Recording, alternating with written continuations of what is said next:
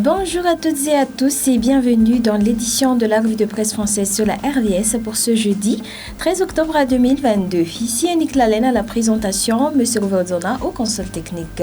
Commençons tout de suite par la ligne du journal L'Express de Madagascar. Arrêt d'un décalique, le Jirama écarte tout risque de blackout.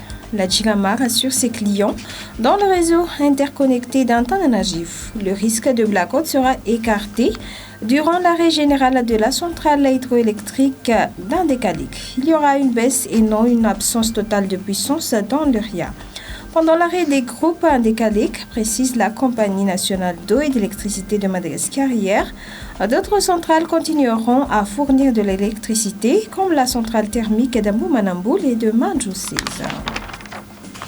Côté Parlement, l'Assemblée nationale dans la tourmente.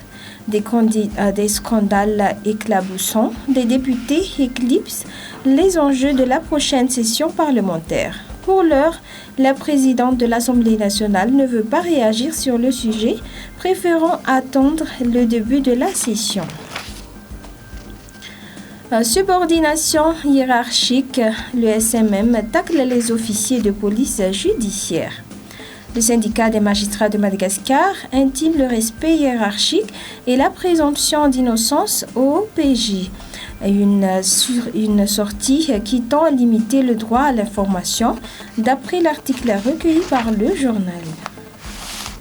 Hambourg-Ponty-Impani, 3 Daal abattus sur la place du marché. Affrontement meurtrier entre Daal et les gendarmes sur la place du marché Impani. Bilan 3 morts d'après l'article 2 journal. Dans l'actualité économie, connexion Internet, Madagascar prévoit une couverture de 90% en 2028. Les télécommunications et leurs produits dérivés ont connu un essor fulgurant dans la grande île. Toutes les ambitions sont désormais permises pour le futur à court terme, d'après l'article du journal. Et côté fait divers, Taladavulnouch, des militaires terrorisent un groupe religieux. En pleine session dans une villa privée de Ankouchkouchk, Taladavulnouch, des adorateurs d'une secte ont été terrorisés par des militaires mardi. Passons maintenant au journal Midi Madagascar. À la une, arrêt de la centrale d'Andekalik. Pas de coupure générale, rassure le DG de la Jirama.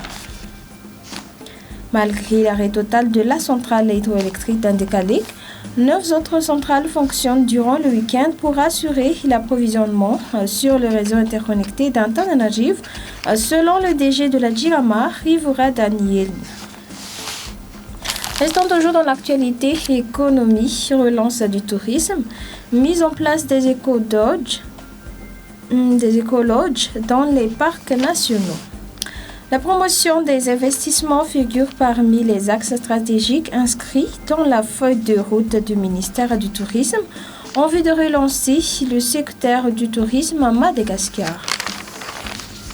Et terminons par les rubriques société, cantine scolaire, 30 USD d'enfants, 30 USD par enfant par an alloués par le PAM.